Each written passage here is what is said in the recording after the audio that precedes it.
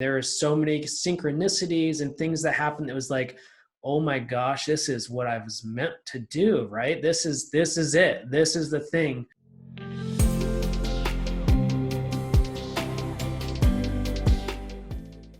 Hey everybody, welcome back to Tales from the Journey. I am Stephanie Zamora, and today we are here with Thomas Wurm, who is the creator of Mountain Mind Tricks. And among many very interesting and cool things, he is also a wildland firefighter. Thomas, thank you so much for being here. Oh, thank you so much for having me on the show. And yeah, like you said, I've spent the last 14 years on wildland firefighting on the line, out there on engines, crews, helicopters, chainsaws, all that stuff. I've been through it all. So, and what I do now is I'm helping other wildland firefighters or other first responders with mental health. And Mountain Mind Tricks is really founded to focus on the mental health crisis in that field. And so that's my drive, my passion, my purpose. So every day I'm putting out content, books, podcasts, something to help that crowd. Yeah, I love that so much. And this work was actually born from a loss within your firefighting career. Could you tell us a little bit about that? Yeah, absolutely. So, everything was normal. It was kind of in this ordinary world of firefighting, of chewing and drinking and just having like this awesome fire life, and I loved it. It's probably like late 20s, life's really good at that point. And my engine captain passed away at that, like suddenly. Like I was at his house the night before, everything was fine. Next day he was gone. And it was, best friend, big mentor in life. And that passing it took about a year or two for it to really hit me hard. But when it did, in the moment it was hard, but it just got worse and worse and worse. And it was absolutely a life-changing event for me. Yeah. How long had you known him? Probably about 3 or 4 years, which, it doesn't seem like that long, but when you're fire brothers, it's like the bond is so deep. It's unbelievable. So it was very, very personal for me. Yeah. Yeah. Talk to us a little bit about that, that period between when the loss happened and when it really hit you. Were you distracting yourself? Were you numbing out? Like, what was it that took it so long to really land? Yeah, right. So the big one was, most firefighters drink a lot. Like that's kind of common. And like, so I was drinking, a moderate amount, but I noticed like it started getting worse and worse, as well as, it came to a boiling point where nothing like crazy was going on in life, but it was pretty bad. And so I decided, well, I want to quit drinking. I want to start eating healthier and all that stuff. And that's when without the drinking, anxiety started coming. The grief really hit me hard. There's actually some health problems that started to pop up at the very beginning of my healing journey that was like really, really hardcore. I had some health stuff going on. And so I started doing meditation and diving deep into journaling. And I kind of went back to this, like something that happened to me in high school of where I just went really deep into meditation. And I would say I had a very extreme awakening experience during meditation. And that was another catalyst for like this big change for me that was about to happen in the next couple of years. Was that moment in meditation that was so mind-blowing. It was, I write about it in one of my books, that it just changed everything for me. Yeah. Yeah, I want to hear more about that, but I want to go back to, if you're open to talking about it, because I had in my own grief and healing journey a ton of unexpected health ailments that came up, physical, between panic attacks and not being able to swallow and being in so much severe pain in my back and hips and adrenal fatigue. Are you willing to share a little bit about what showed up for you? Yeah, absolutely. Definitely chronic pain, like neck, back, knees, all my joints, as well as like my stomach would hurt like all the time. And I kind of came up like all of a sudden I had this gluten intolerance thing that showed up. I was never gluten intolerant before, but like a year later or so after the trauma, there was this gluten intolerance. I had heat in my body to the point where I was always hot. Like I had a fever, probably 99 for like a year, so my whole body was out of whack. I had, really bad anxiety, like especially health anxiety, like it's just like, to go pretty deep, it was like, you know how you get little pains in your body? It was like the end of the world for me. I mean, I would totally lose it with that. My pupils were always dilated. I had like really crazy stuff going on in my head all the time. So it was just hard to even go to work at this point. I mean, it was like Yeah. getting pretty desperate and a lot of despair in my life and pretty hopeless at Yeah. that point. Yeah. Yeah, I bet. Did you, when you first experienced the loss, did you make any time? Did you do any grieving, or was it kind of like a quick move on to what's next? So, you know, thankfully, you know, the agency I was working for at the time, they gave us about 2 weeks off. We went back east to do the funeral and all of that, and we just partied like crazy, you know, because you know Mike wouldn't want us to be all sad and all that stuff. So we just had a great time, and that was it. I mean, nobody talked to us, nobody kind of helped us deal with it. It was just like, Yeah. yeah, no processing at all. I don't think that really happened until later. Yeah. Yeah. So you had already had a relationship with meditation, it sounds like. Yes, I had a this kind of ties into to why this was so hardcore. I mean, you know, everybody around me was like, yeah, that was really sad, but for me it just like, I mean, it put me on the ground. During high school, I had a near death experience where I went from really bad things, drugs, addictions, really hardcore stuff in high school to near death experience to all of a sudden I was reading 3 or 4 books a week to meditation, yoga, kung fu classes. It was like, whoa, different person, like 4.0s, you know? So yeah, I went back to that during this period. I dove really deep into that stuff. Yeah. What was the, if you're open to sharing, the near death experience like, and how did it alter who you, like, tell us more about how it altered who you were? Yeah, so interesting. You know, I remember that night was, you know, I had a lot of pills, I had a lot of alcohol, and we're just like, I was so like, I gotta get mushrooms tonight. That was my goal that night, and thankfully that never happened. And I eventually OD'd on the pills and alcohol that night. And Yeah.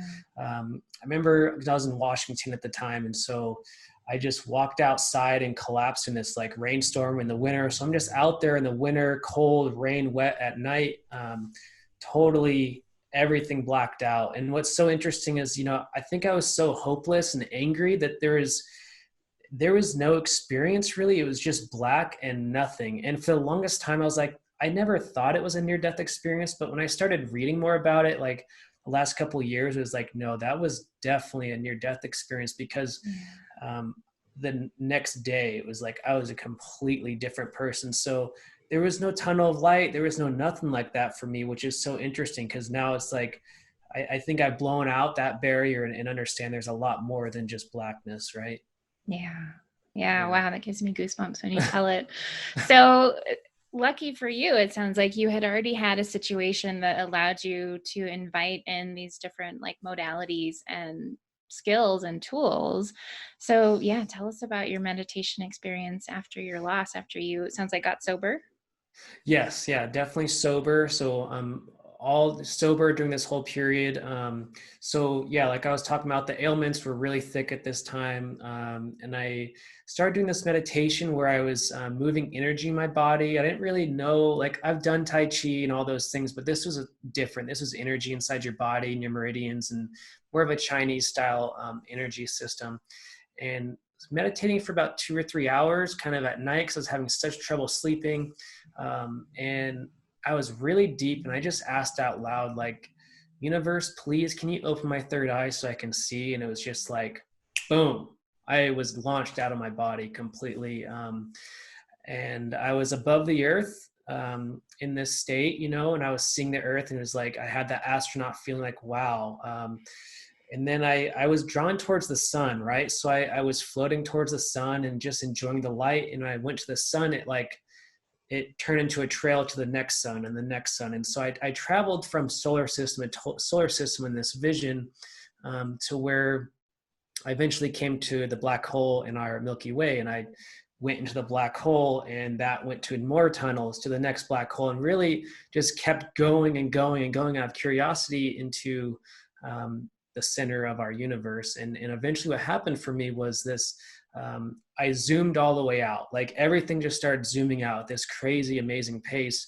And I just started seeing flickers of light from this cluster of universe to our galaxies to this cluster. And it just was like firing all these lights. It was so beautiful. And I just had this like aha moment of like, this is the universe. It's just consciousness. And it was just, as soon as I had that feeling, it was just like, I knew it for a fact. It was just like, I was put back in my body. And I can say after that, my health just exploded and in a really bad way. I was way worse for a while. And I was actually seeing sacred geometry for a couple of days, which was really, really scary Wow. for me. So sometimes I'm like, did I have a stroke? It's totally possible. I don't know. But after that, it took a lot of acupuncture to really calm down my whole body. And the way my acupuncturist described it was that it was a what do you call it? Like a qigong deviation. In other words, my energy was like totally out of whack after that. But so I don't recommend doing something like that, but it was quite the experience that changed everything for me again. Yeah, it's so cool to hear that. I had a similar but different experience very early on in my journey. And in the work that I do, we work with this concept of the void, which is those like pockets of nothingness being the doorway to connecting with whatever we want to call it, God, source, the universe, the energy that is. And my first experience was very accidental. I was in a very dark place, very emotional. I wrote about it in my book, and kind of like slipped and fell through this void. And it felt very much like an out of body experience, like you just described. Like I was floating out amongst the universe and the stars, and Uh, everything was clear and everything made sense. And so if I had not had an experience like that, I mean, when I was younger, I would have heard stories like this and been like, sounds like you were tripping on something. But when you right. have those experiences, it is intense and amazing and so hard to describe. And for me, after my experience, it was very similar. And I've had other experiences like it since, but you're changed. And was there anything for you in particular about that experience that you can remember? Or maybe it was just inherent to it that you felt like contributed to those internal shifts for yourself that made things different? Yeah, I think something almost happened like this during one of my tattoos, and it's so funny. I was getting a tattoo of sacred geometry, and I was so like, I was just like, this hurts so bad, but I was focusing on the love, and it was like, I felt like my soul was going to come out of my body, and it was just like the scariest thing ever. I was really not open to any of this stuff, at this Yeah. point in time, and so when this happened, it was like it was so fast that there was no time to fear it, even though it was kind of like, oh my God, what's happening? But then once I was there in the out of body experience, it was so peaceful and like I'm safe. I felt safer than I've ever felt Yeah. before in my entire life. And it was, I think that shift of like, no, it's actually safe to explore. It's safe to go deeper than you have been. Yeah. Do you feel like it allowed you to access any different parts of yourself? Absolutely. Like as far as my heart center intuition is like off the charts now. As far as there's a lot of I would say like natural healing gifts that I was given as far as helping people shift their energy. And the work I do now with the timeline therapy is it's just so congruent with that stuff. We're shifting the subconscious beliefs. We can shift the energy, and then even we can put in there like soul retrievals and things like that. So it just helped me become such a healer. It really did give me gifts that I'm still exploring, honestly. Yeah. Yeah, I love that so much. I could ask you questions about that all day.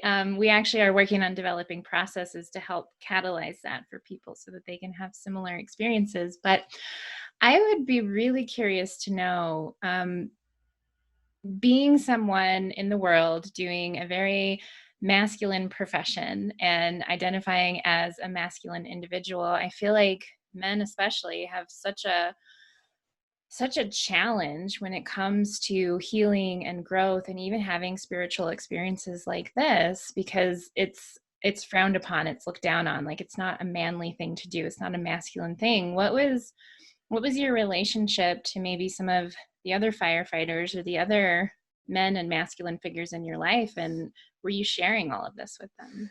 Yeah, absolutely. So there's exactly what you're talking about, the masculine kind of closed world kind of view that we're talking about. That is amplified to 100 in the fire world. So people are so shut off from their heart center, from any Yeah. sort of intuition. And what's so interesting is that we hear all the time, like every briefing before we go into an operation, it's like fight fire with your gut. So we have the gut instinct, but as far as opening the heart and the other energy centers and actually exploring this stuff, it was so rare. And I would say I just have a hard time connecting with men in general because Mm.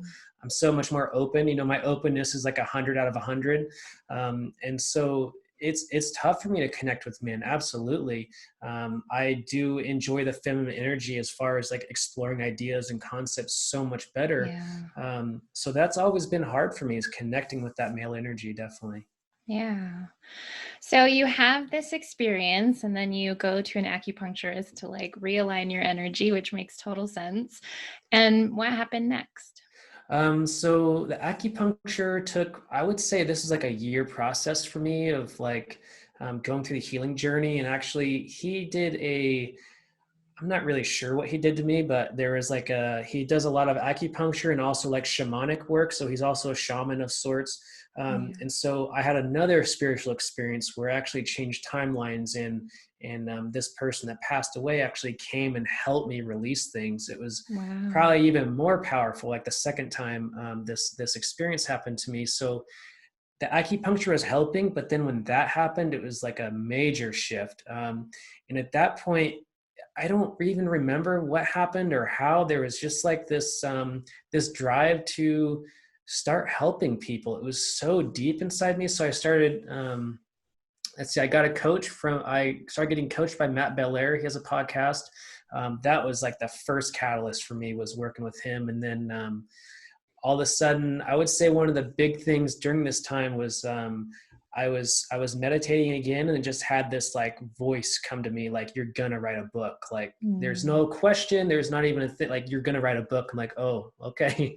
So I started writing, and I guess that's another gift I was given. The writing helps me so much. If I don't write like Yeah. at least once a week or journal every day, it really throws me out. So writing is a new thing for me out of all that. Yeah, I'm the same way. If I'm not writing, something has gone wrong. Yeah. It's like breathing for me. Oh, so I love all of this. Okay, I want to go back to, because you keep like gliding right past these amazing experiences, because to you, like, it sounds like they've been fairly normal throughout your life, and I can be that way too. But I Yeah. want to go back to that experience. So another thing that we work with a lot in journey mapping in my work is this idea of mentors, and that it's not just the external mentors. So you talked about having an external mentor, Hmm. and acupuncturists and healers and things like that are external, but we have these internal mentors as well. And when we do like the deeper process work, sometimes it's a mentor that shows up that's a representation of some internal part of yourself. And other times, and I've had experiences like this too, we're actually calling in the energy of someone else, someone who's no longer with us. So I would love if you could share more about that. Absolutely. So after the big awakening experience, like we were gonna change locations. So we were gonna move to Montana, and that was the hope anyway. We're waiting for all this stuff to fall into place. And I just remember during, like, please, God, universe, anything, get us to Montana. You know, we were in a desperate place, and it happened. And we got to the exact place we wanted to, and that's where I found my acupuncturist. That's where I found, like you're saying, this major mentor that just Yeah. like turned everything on its face for me. And it's so interesting you explain it that way. I've never really thought about it that way, but I could absolutely see him as almost a higher self, or something that I was calling in, like definitely an angel. Absolutely, this guy is an angel, healer, beyond words. And so um, that mentor was external, but I also started. I would say personally working with like Vedic energy of like a higher power, of bringing like golden light, bringing in source in a way that I never really understood until he taught me this. And once I connected with source and energy like that, it was just game on. I had so much more power behind my writing and my business and everything that I was, at this point, just kind of starting to form an idea about. And that was the big mentor for me, was like higher source for sure. Yeah. Yeah, I love that. And I know for me, it sounds crazy to a lot of people, but there's certain experiences that I have and also certain aspects to my work. So we're creating this institute, and I'll tell people about what we're doing or how we're doing it. And people might say, well, why are you doing it this way? And I'm like, well, it's not up to me. I'm not in charge. Like the institute is like an entity, and I can feel it, and I communicate and work with it. And to people that don't have that deeper spiritual experience or haven't worked with energies in that way, they're just like, okay. But it sounds like that's been kind of a big part of your journey. Was it, and did it show up for you when you were younger? Did you have any kind of connection like that before? Before the near-death experience, I would say I guess when I was a child or really young, I had a couple spirits come to me, like children asking for help. It was kind of like ghosts, I guess, kind of feeling. And then specifically, me and my best friend, we would just, it sounds crazy, but we play this game called Creatures, and we would like open these portals and go fight bad guys. And like, it was like a dream world of like dinosaurs and laser guns and all this stuff that little kids do. But to this day, me and him talk about that. And like, I'm not really sure if that was real or not. Like, I kind of think it was. That's how open we were at that point. And Yeah. so I think from a very young age, I was open to mystical experiences. Yeah. Yeah. Awesome. So it's very common after these experiences that we go through to feel that pull towards service and giving back, and especially in a creative way, even if we don't think that we're very creative people. So you started to get that call to help people and to write. And how did that lead to everything that you're doing now? Yeah, so like the coaching for myself, and then writing books, and then I eventually was coached and mentored into going into like my first coaching certification, and that was really well. And I could just see like coaching's awesome, but there's more. There's more. What else is there? And my acupuncture is like, well, you should check out NLP. And I went to a Dr. Matt NLP training with the Empowerment Partnership, and it was just like those 4 days were jaw dropping. I mean, there are so many synchronicities and things that happened that was like, oh my gosh, this is what I was meant to do, right? This is Yeah. it. This is the thing. And so right then and there, like second day, I signed up for Master Practitioner. And so I waited about a year for that next training, and I could say that, my writing, the business, like everything was kind of taking baby steps at this point. And then this summer during the training, Master Practitioner, it was 14 days long, 10-hour days of just the most mind-blowing techniques, psychology. I mean, there was medical doctors and doctors in psychology that were like, all 8 years of my schooling is worthless compared to this. I mean, there was multiple people saying that. So absolutely life-changing experience. And then through, at the end, I received my breakthrough session as part of the training. And that breakthrough session of the mental emotional release was when I can say the breakthrough was so much deeper, and the near death experience stuff and the grief, that was like, oh, that triggered stuff that was so past life and genealogical that it was like Yeah. it was a breakthrough that I still it's so big that like as soon as I had the release, I like was like, what the F just happened? Like, is that even possible? Like, is it possible? Like what I just released or what happened? And um, so that was like I would say that was like the biggest thing that's happened to me through all this process, is that Yeah. that breakthrough session. And it just solidified everything to where, taking action, focus. My business is just exploding right now. And it really seems to be full circle. Like now I have that tool to give people, and I like every client I work with, it's life transforming. It's amazing. Yeah. Wow. Breakthrough moments are amazing. A big topic that we talk about on this podcast and in journey mapping is this idea of reorienting. And so it sounds like you've had different rock bottom moments throughout your life, as well as different like life-changing, life-altering experiences and breakthrough moments. And what has been your process for really reorienting to yourself and to your life and your relationships in the aftermath of those? Yeah, so I think the big thing is like the last 5 years, I felt like I'm so out of place in this fire world. Like I'm talking to the fire. I'm out there talking to the trees. I'm connecting with the Yeah. mycelium and being a shaman out in the woods as a firefighter. And that's like such a different context of what other people are doing. And it just felt like I'm so out of place, but I was like, there's so many more lessons to have. Um, and so I think the big thing was reorienting, like, it took me a long time to realize, to have this shift of like, who would I be without being a firefighter? That was really hard. That was probably the hardest thing to overcome. And it took a shamanic death of like actually letting that identity die in a way that allowed this other identity of a healer to really blossom and to really let go of the past and to Yeah. become like my highest potential. And that has been such an amazing experience to really just take all those lessons and learn and release that whole career of amazingness. It's an amazing position, amazing jobs, amazing people, with so much trauma, and just Yeah. is such a cool experience. So it was hard to move forward. That was, I would say, like the last thing that really like helped me break free into what I'm doing now. Yeah. That's such a hard thing to do. Was there any particular process that you took yourself through to be able to let that go? Because I feel like it's so hard for us to let go of those past versions of ourselves and past identities and like our frame for the context of our life and our world. So, was there anything particular that helped? Yeah, so there was like this moment on a fire. Like, is like, I was in charge of the crew, like everything's good, it's just like, been there, done that, it's a good assignment, and I just kept getting like, not urges, but like suicidal thoughts, and Mm. I've had those before, especially when I was younger. It was like pretty hardcore, but this was more like, I don't think like that anymore. Like, what is happening? And just like the suicidal thoughts kept coming up and up and up.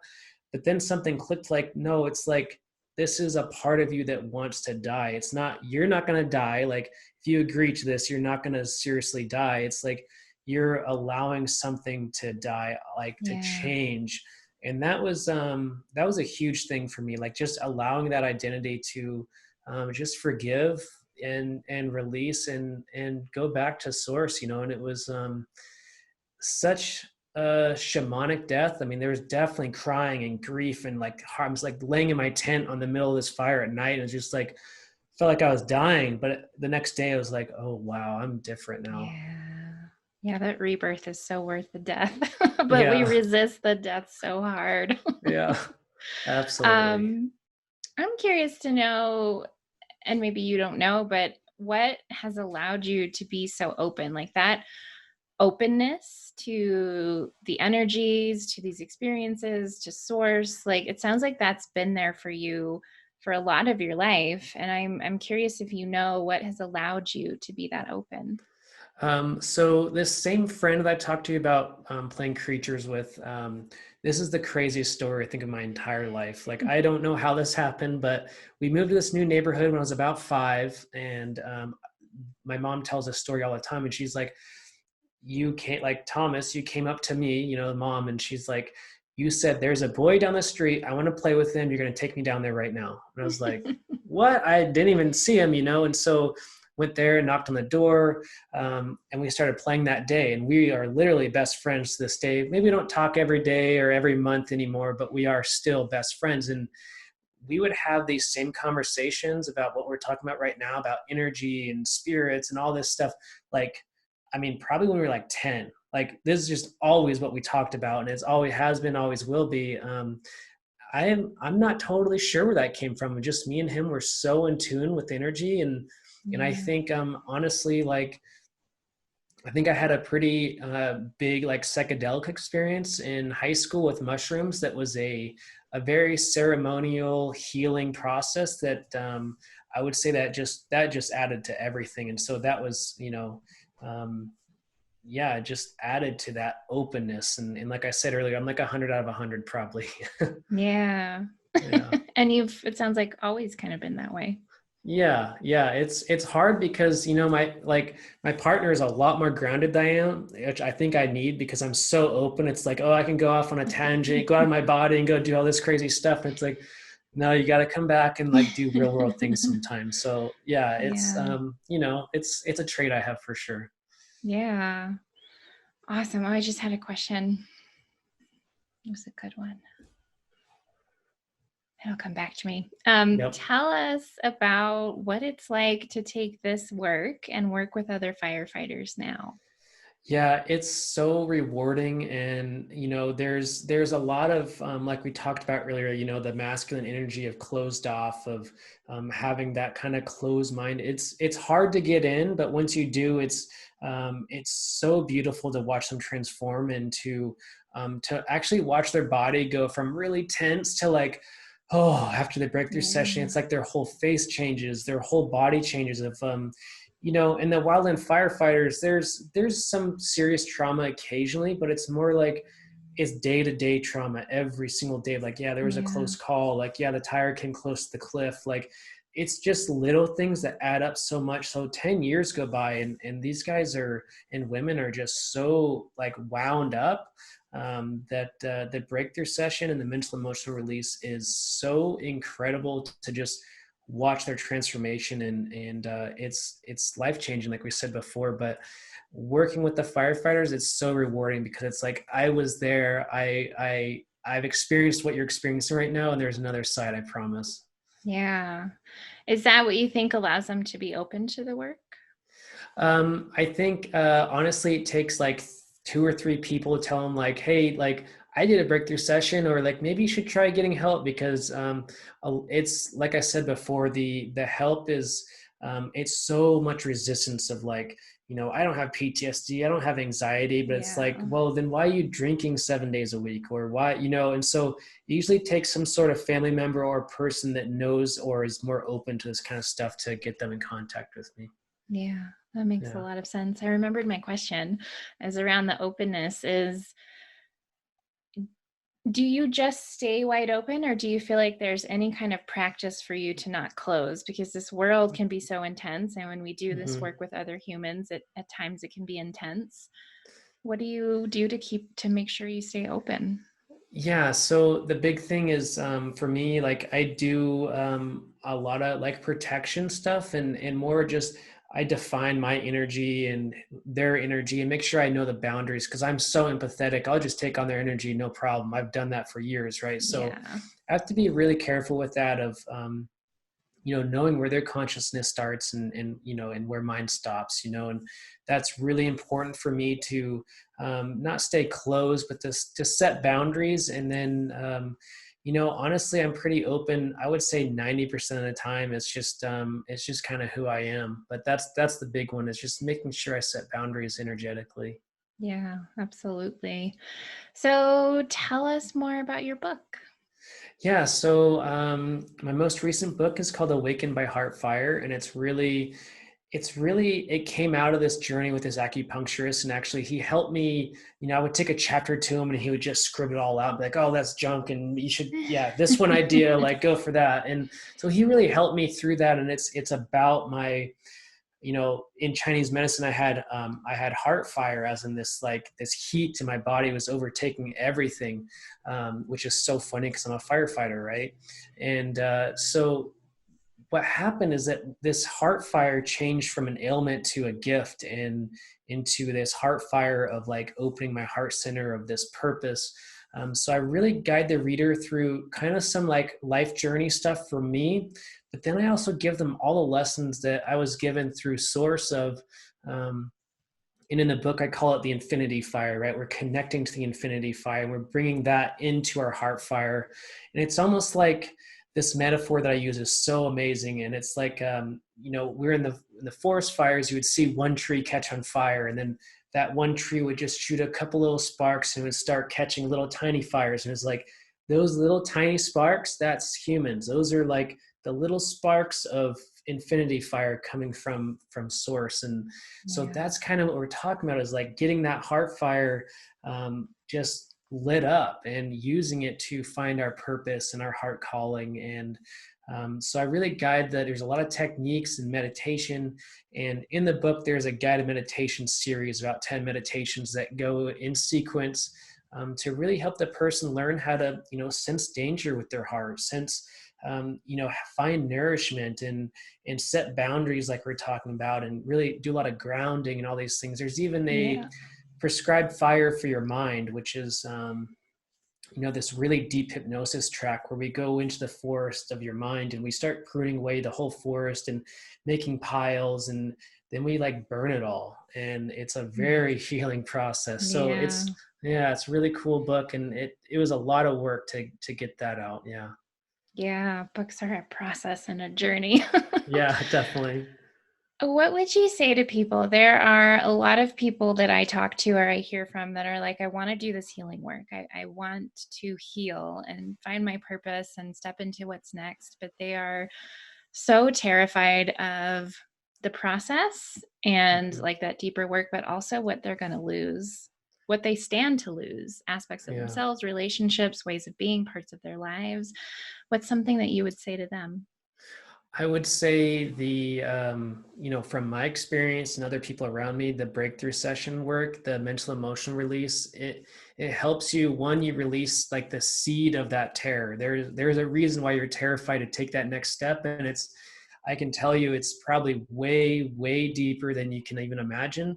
And that's what's so interesting when we work with the subconscious mind. It's like, you won't even know what the real problem is until you just get in there and you work with it. And that breakthrough session, that breakthrough process is, it will just make going forward so much easier. So that's one thing. The other thing is just meditation and connecting to source and connecting to really your heart purpose. I think that's like number one thing, is just connecting with source. Absolutely. And being willing to change, like, because we all have these secondary gains of, what we're getting by holding on to negative things. But, once you're really ready to let that go, you can flourish. Absolutely. I agree wholeheartedly.